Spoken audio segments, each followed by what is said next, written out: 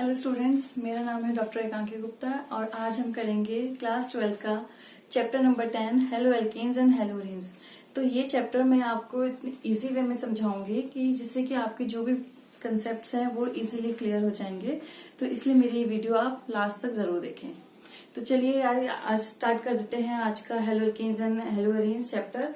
तो इसमें सबसे पहले हम ऑर्गेनिक केमिस्ट्री के बारे में पढ़ेंगे, क्योंकि ये ऑर्गेनिक केमिस्ट्री का फर्स्ट चैप्टर है। एनसीईआरटी बुक में इट इज अ 10 चैप्टर, लेकिन ऑर्गेनिक केमिस्ट्री का ये फर्स्ट चैप्टर है। तो इसका बेसिक जो है वो तो आपने सारा 11th क्लास में पढ़ लिया है। अब हम उसका एडवांस पढ़ने वाले हैं। तो मैं आपको थोड़ा सा ब्रीफ कर देती हूँ जो आप 11th क्लास में आपने पढ़ा है, जिससे कि थोड़ा सा आपको क्लियर हो जाए कि आप उसका आप कैसे कैसे यहाँ पर अप्लाई करने वाले हैं जो आपने 11th क्लास में पढ़े हैं। तो 11th क्लास में हमने पढ़ा था जनरल ऑर्गेनिक केमिस्ट्री, जिसमें कि आप नॉमेनक्लेचर पढ़ते हो, कुछ टेक्निक्स पढ़ते हो, कुछ मैकेनिज्म्स पढ़ते हो like substitution reactions, elimination reactions, addition reactions, और कुछ इफेक्ट्स पढ़े थे आपने जैसे कि inductive effect, resonance effect, electromagnetic effect. तो वो सारे के सारी चीजें जो आपने 11th क्लास में पढ़ी हैं वो सारी आपकी यहाँ पर यूज होने वाली है। तो सबसे पहले हम ऑर्गेनिक केमिस्ट्री के बारे में पढ़ेंगे कि व्हाट इज ऑर्गेनिक केमिस्ट्री। तो organic chemistry is a study of hydrocarbons and it's derivatives. तो हाइड्रोकार्बन्स वाला पार्ट आप पढ़ चुके हो 11th क्लास में। अब हमने 12th क्लास में उसके डेरिवेटिव्स को पढ़ना है। तो हाइड्रोकार्बन्स के बारे में मैं आपको थोड़ा सा बेसिक ब्रीफ कर रही हूँ। हाइड्रोकार्बन्स क्या होते हैं कि study of carbon bond with hydrogen.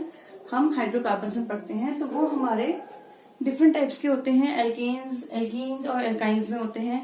Alkanes और एल्काइंस में क्या डिफरेंस है? एल्केन्स जो है इसमें हमारा कार्बन का हाइड्रोजन के साथ सिंगल बॉन्ड होगा और विद कार्बन भी सिंगल बॉन्ड होता है।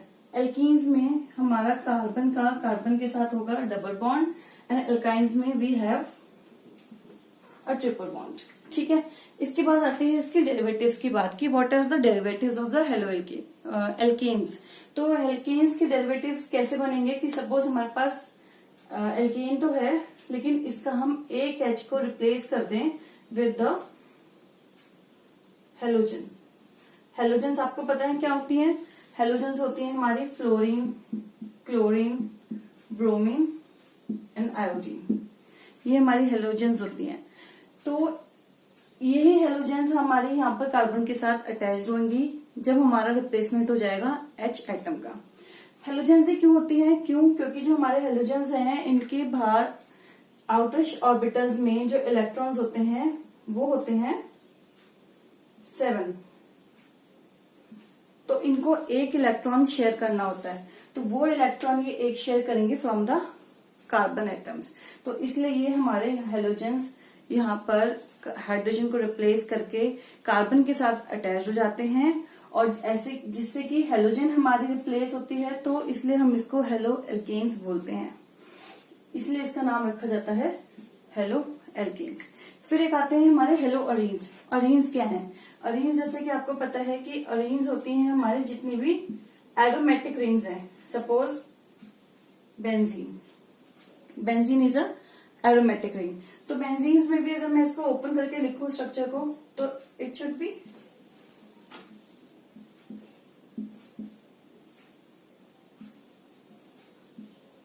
और सब जगह यहाँ पर हमारा एक सिंगल H अटैच होगा। तो सेम यहाँ पर भी क्या होगा कि this H is replaced by any halogen atom. और जब ये एक H हमारा या एक से ज्यादा H हमारे रिप्लेस हो जाते हैं with any number of halogen, तो हमारी आती है हेलो अरीन्स। तो ये हमारे इसलिए डेरिवेटिव्स कहलाते हैं एल्केन्स के, और एल्कीन्स के भी और एल्काइंस के भी। तो ये सबकी स्टडीज हम करने वाले हैं इस चैप्टर में। तो सबसे पहले हमारा पार्ट आता है क्लासिफिकेशन का। Classification of haloalkanes and haloarenes. तो हेलो एल्केन्स को हम क्लासिफाई करते हैं into 2 different parts. First part is on the basis of their number of halogen atom attached, और सेकेंड पार्ट में हम करेंगे ऑन द हाइब्रिडाइजेशन। तो फर्स्ट पार्ट में क्या है कि जैसे कि हेलोजन हमारे जरूरी नहीं कि सिर्फ एक रिप्लेस हो। It may be replace by the 2 halogens, it may be replace by the 3 halogens and it may be replace by the 4 halogen. क्यों? क्योंकि हमारी कार्बन की वैलेंसी कितनी होती है? कार्बन की वी हैव वैलेंसी 4। हमारे 4 के 4 हाइड्रोजन्स भी रिप्लेस हो सकते हैं विद द हैलोजेंस। तो सपोज ये मैं आपको एग्जांपल लेके बताती हूँ।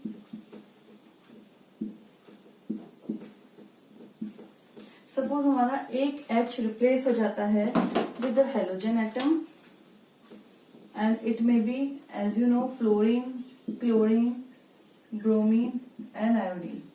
तो उस केस में हम इसको बोलते हैं मोनो हेलो एल्केन्स। क्यों? क्योंकि ये एक ही हेलोजन से रिप्लेस हुआ है। तो mono means for one and haloalkane means for halo is for halogen and alkane इसलिए बोलते हैं क्योंकि कार्बन के साथ जितने भी बॉन्ड्स हैं वो सारे हमारे सिंगल बॉन्ड्स हैं, तो इसलिए हम इसको मोनो हेलो एल्केन्स बोलते हैं। इसी में अगर हमारा सेकेंड हाइड्रोजन भी रिप्लेस हो जाए विद द हेलोजन एटम तो हम इसको बोलेंगे डाई हेलो एल्केन्स। एंड अगर थर्ड भी रिप्लेस हो जाए तो हम इसको बोलते हैं ट्राई हेलो एल्केन्स। और अगर फोर्थ भी रिप्लेस हो जाएगा तो it is a tetrahaloalkanes. बता सकते हो आपको एग्जाम्पल इसका एग्जाम्पल है, अगर मैं मोनो हेलोकेन्स की बात करूं और मैं Cl से इसको रिप्लेस करूं तो it is CH3 Cl, this one is CH2 Cl2, trihaloalkane is CH Cl3 and tetrahaloalkane is CCl4. तो these are the examples और same is with the haloarenes also। तो उसका मैं आपको एक बार एग्जाम्पल बता देती हूँ।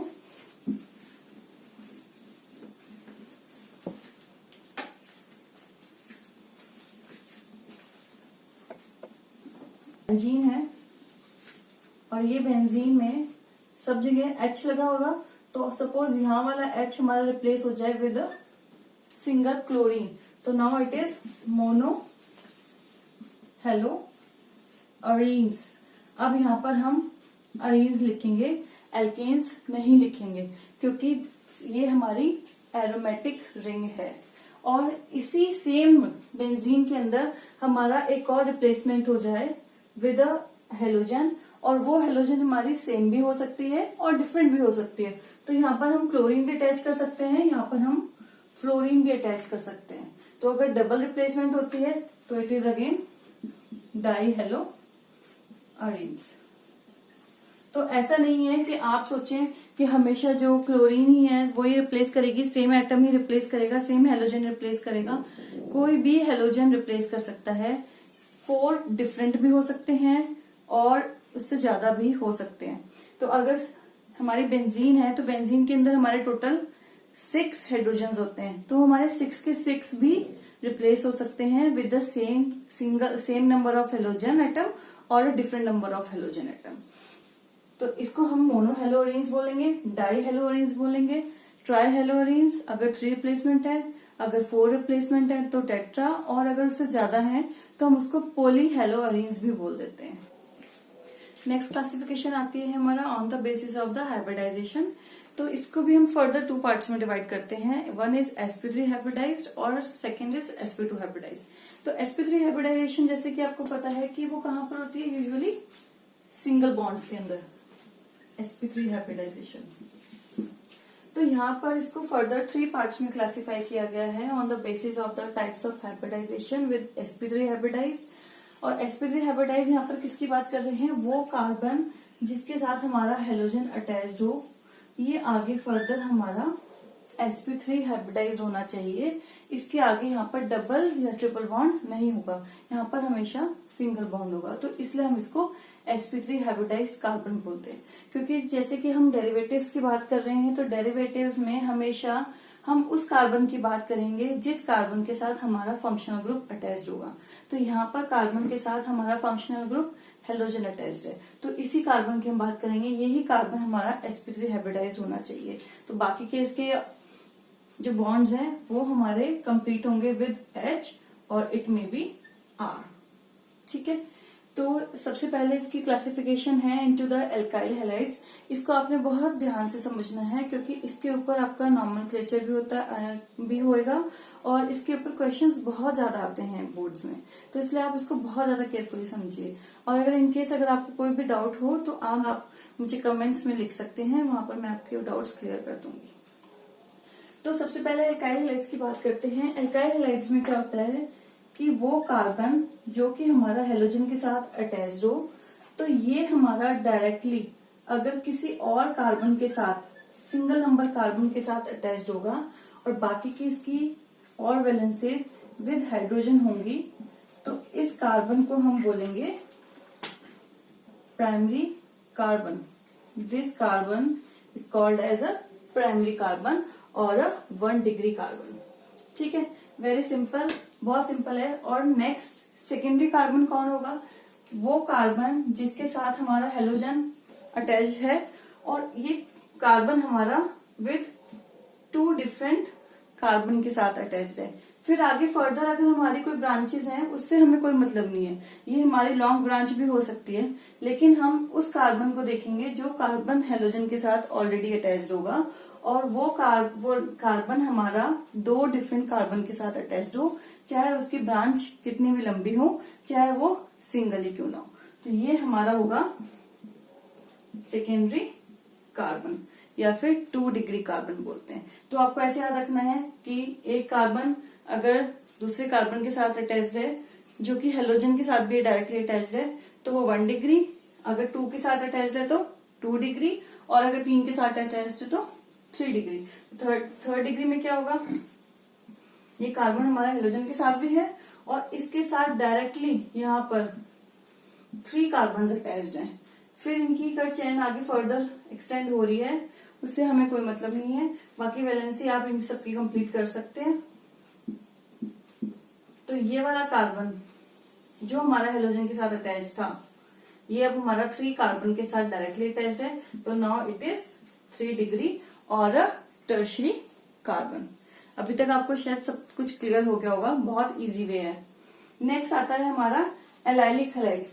एलाइलिक हैलाइड्स में हमारा होता है कि सेम एक चीज और है कि एल्काइल हैलाइड्स हमारा सिर्फ एल्केन्स के लिए नहीं है, ये हमारा बेंजीन्स के या फिर क्लोज रिंग के साथ भी सेम ही इसमें रूल चलेंगे, प्राइमरी, सेकेंडरी और टर्शरी का। नेक्स्ट है हमारा एलाइलिक हैलाइड। एलाइलिक हैलाइड में क्या होता है कि हमारा एक कार्बन जिसके साथ डायरेक्टली हेलोजन अटैच्ड हो, उस कार्बन के साथ कोई भी कार्बन अटैच्ड होगा, वो आगे फर्दर डबल बॉन्ड बनाए विद अदर कार्बन, तो वो हमारा होता है एलाइलिक हैलाइड। या बहुत ध्यान से देखो कि जिस कार्बन के साथ हेलोजन हमारा अटैच्ड है, वो कार्बन हमारा नेक्स्ट कार्बन के साथ डबल बॉन्ड बनाए, यानी कि जो डायरेक्टली अटैच्ड है वो तो सिंगल ही होगा क्योंकि sp3 हाइब्रिडाइज की बात कर रहे हैं, तो यानी कि ये वाली तो हमारी हाइब्रिडाइजेशन sp3 ही रहनी है, लेकिन इसके साथ जो नेक्स्ट कार्बन है वो हमारा आगे फर्दर डबल बॉन्ड होगा। तो इसमें आपने बिल्कुल कंफ्यूज नहीं होना है। बच्चे क्या करते हैं कि सोचते हैं कि अच्छा ठीक है एलाइलिक की बात कर रहे हैं तो जिस कार्बन के साथ हेलोजन अटैच्ड है उसको यहाँ पर ही डबल बॉन्ड कर देंगे। तो आपने ये चीज ध्यान रखनी है कि आपने यहाँ पर डबल बॉन्ड नहीं लगाना है, उसके नेक्स्ट वाले कार्बन पे आपने डबल बॉन्ड लगाना है। तो ये हमारा एलाइलिक हैलाइड होगा। सेम इसमें हमारा बेंजाइलिक हैलाइड भी होता है, उसमें सेम क्या है, बेंजीन रिंग है और बेंजीन रिंग के साथ डायरेक्टली कोई भी कार्बन अटैच्ड हो और उसके साथ हमारे यहाँ पर हेलोजन अटैच्ड होना चाहिए, वो हमारे आते हैं बेंजाइलिक हैलाइड की क्लासिफिकेशन में। तो बेंजीन रिंग के साथ डायरेक्टली कोई भी कार्बन अटैच्ड होगा और उसी के साथ हमारा हेलोजन भी अटैच्ड होना चाहिए, ये हमारा बेंजाइलिक हैलाइड में आता है। इसका मैं एक आपको और एग्जांपल देती हूँ। सपोज हमारे पास एक बेंजीन रिंग है, ठीक है, और इस बेंजीन रिंग में मैंने यहाँ पर एक और साइक्लिक स्ट्रक्चर बनाया और ये साइक्लिक स्ट्रक्चर में यहाँ पर हमारा लगा हुआ है हेलोजन, ठीक है। तो अब ये तो बेंजीन रिंग है ही और इस बेंजीन रिंग के साथ यहाँ पर लगा हुआ था एक कार्बन, तो ये बेंजाइल हो गया और बेंजाइल के साथ हमारा डायरेक्टली अटैच हो गया हेलोजन, तो ये भी हमारा बेंजाइलिक हैलाइड होगा। ठीक है, आपने ये नहीं सोचना है कि अगर ये बेंजीन है और इसके साथ ये भी बेंजीन है, क्योंकि हमेशा क्वेश्चन ट्विस्ट करके आते हैं। एनसीईआरटी की बुक में से बोलते हैं कि सिलेबस आएगा और फिर बच्चे बोलते हैं कि question out of the syllabus हो गया, लेकिन ऐसा नहीं है। आप अगर कंसेप्ट को इजीली समझोगे तो आपको समझ में आएगा। वो बच्चे को ट्विस्ट करके देते हैं क्वेश्चन। क्या वो करेंगे, यहाँ पर तो एक बेंजीन रिंग बना दी और दूसरे वाले में बेंजीन का क्लोज स्ट्रक्चर बनाया है, लेकिन एक्चुअल में दिस इज नॉट बेंजीन, ये यहाँ पर साइक्लिक स्ट्रक्चर है हेक्सेन का। इट इज अ साइक्लोहेक्सेन जो कि हमारा बेंजीन के साथ अटैच्ड है। तो ये बेंजीन हमारी यहाँ पर इस कार्बन के साथ अटैच्ड है, तो और ये कार्बन हमारा हेलोजन के साथ अटैच है, तो ये हमारा बेंजाइल कार्बन होगा। और this carbon is we called as a 2 degree carbon. कैसे 2 डिग्री कार्बन कैसे हुआ, क्योंकि इस कार्बन के साथ इधर भी एक कार्बन अटैच्ड है और इस साइड भी एक कार्बन अटैच्ड है, तो कितने कार्बन हुए 2, और 2 कार्बन हमारा सेकेंडरी होता है और 2 डिग्री भी बोलते हैं। इस केस में अगर हम पूछें कि हमारा ये कार्बन की डिग्री कितनी है, तो अगर इस कार्बन के साथ यहाँ पर दोनों लगे हुए हैं H, तो ये कार्बन इधर हेलोजन के साथ भी अटैच्ड है और यही कार्बन इधर एक और कार्बन के साथ अटैच्ड है, तो कौन सी डिग्री हुई, it is 1 degree. It is a primary benzylic halide. ठीक है, और सेम इसमें टर्शरी भी होता है। वो कैसे होगा कि अगर मैं बोलूं एक बेंजीन ली हमने, उस बेंजीन के साथ यहाँ पर एक कार्बन अटैच्ड है, एक हेलोजन अटैच्ड है और साथ में यहाँ पर 2 C अटैच्ड है। हम इनको यहाँ पर R भी लिख सकते हैं, R और R डैश भी लिख सकते हैं। R का मतलब होता है कि it may be a CH3 और सो ऑन, कुछ भी हो सकता है। और R डैश का मतलब होता है कि ये CH3 से डिफरेंट होगा। तो यहाँ पर अब हमारा ये वाला जो कार्बन है ये हेलोजन के साथ अटैच्ड है और डायरेक्टली कितने कार्बन के साथ अटैच्ड है, 1 carbon is this, 1 is this and 1 is this, total 3 carbon और 3 कार्बन है तो टर्शरी बेंजाइलिक हैलाइड होगा। ठीक है, उसके बाद हमारी नेक्स्ट क्लासिफिकेशन आती है on the basis of the sp2 hybridised carbon. तो जैसे कि मैंने आपको पहले ही बताया था कि sp3 का मतलब था कि जिस कार्बन के साथ हेलोजन अटैच्ड है वो नेक्स्ट कार्बन के साथ sp3 हाइब्रिडाइज्ड है, लेकिन sp2 वाले में क्या होगा कि वो डायरेक्टली यहाँ पर डबल बॉन्ड के साथ अटैच्ड होगा। तो इसको हम फर्दर क्लासिफाई करते हैं on the basis of the sp2 hybridization into the vinyl और विनाइलिक हैलाइड्स और इनटू द एराइल हैलाइड्स। तो विनाइलिक हैलाइड्स में बिल्कुल सिंपल है, बस विनाइलिक हैलाइड्स और एलाइलिक हैलाइड्स में आपने कंफ्यूजन नहीं करनी है क्रिएट। विनाइलिक हैलाइड्स में क्या होगा कि कार्बन के साथ जो भी फंक्शनल ग्रुप अटैच्ड है, सिर्फ ये आपको हेलो एल्केन्स में नहीं यूज होगा, ये आपके आगे के चैप्टर्स में भी यूज होने वाला है, अल्कोहल्स में, कार्बोक्सिलिक एसिड्स में, एल्डिहाइड्स में, अमीन्स में, सब चैप्टर्स में आपके यूज होंगे ये। बस आपने इसको यहाँ पे बहुत केयरफुली समझना है। तो जिस कार्बन के साथ हमारा फंक्शनल ग्रुप अटैच्ड है, यहाँ पर हम हेलोजन की बात कर रहे हैं, वो ही हमारा कार्बन आगे फर्दर नेक्स्ट कार्बन के साथ sp2 हाइब्रिडाइज्ड होगा या फिर वो हमारा डबल बॉन्ड फॉर्म करेगा। ठीक है, और इसकी एक वैलेंसी बची, वो हम कंप्लीट करेंगे विद द हाइड्रोजन एटम। और यहाँ पर हमारी फर्दर आगे अगर ब्रांच चेन है तो वो आगे फर्दर एक्सटेंड करेगी, और अगर नहीं है तो वो यहीं पर ही हमारा यहाँ पे मिथाइल ग्रुप लगेगा, अटैच्ड होगा। तो विनाइलिक हैलाइड में हमारा डायरेक्टली जिस कार्बन के साथ हेलोजन अटैच्ड है वो ही कार्बन हमारा डबल बॉन्ड अटैच्ड होगा। एलाइलिक में हमने क्या किया था कि जिस कार्बन के साथ हेलोजन अटैच था वो कार्बन सिंगल बॉन्ड था, लेकिन उसके नेक्स्ट वाला कार्बन यहाँ पर हमारा डबल बॉन्ड था। ठीक है, तो इसमें बिल्कुल कंफ्यूज नहीं होना है आपने। फिर नेक्स्ट आता है हमारा एराइल हैलाइड्स। ये बहुत इजी है।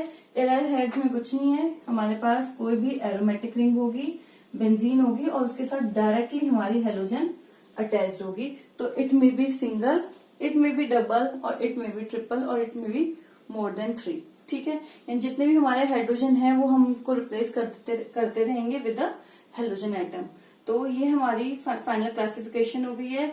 एक और क्लासिफिकेशन भी होती है हमारी जो कि होती है on the basis of the sp hybridisation.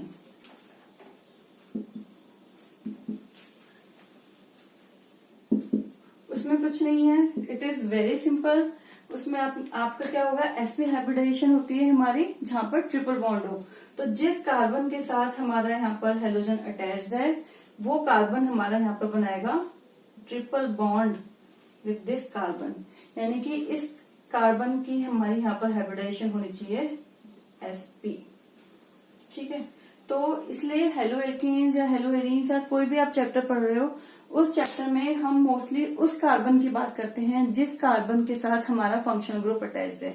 तो यहाँ पे भी हमने जितनी भी क्लासिफिकेशन की बात की, उसी कार्बन की बात की जिसमें हेलोजन अटैच्ड है, बाकी और से हमें कोई मतलब नहीं है। तो फर्स्ट वाले में आप हमारा sp3 हाइब्रिडाइज था, तो यानी कि यहाँ पर ये कार्बन हमारा सिंगल बॉन्ड बना रहा था। जहाँ sp2 हाइब्रिडाइजेशन की बात है, वहां पर वो डबल बना रहा है, तो उसको विनाइलिक बोला। और जहां पर ये sp बना रहा है, वहां पर यहाँ पर ट्रिपल बॉन्ड होंगे with directly attached carbon with halogen atom.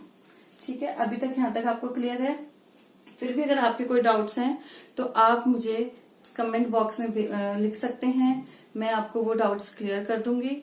और इसके साथ इन सबके स्क्रीनशॉट जो भी मैंने बोर्ड्स पर बनाया हुआ है, उसके आपको स्क्रीनशॉट भी डिस्क्रिप्शन बॉक्स में मिल जाएंगे। और अगर आपको मेरी वीडियो अच्छी लगी तो उसको लाइक, शेयर और सब्सक्राइब जरूर करें। Thank you.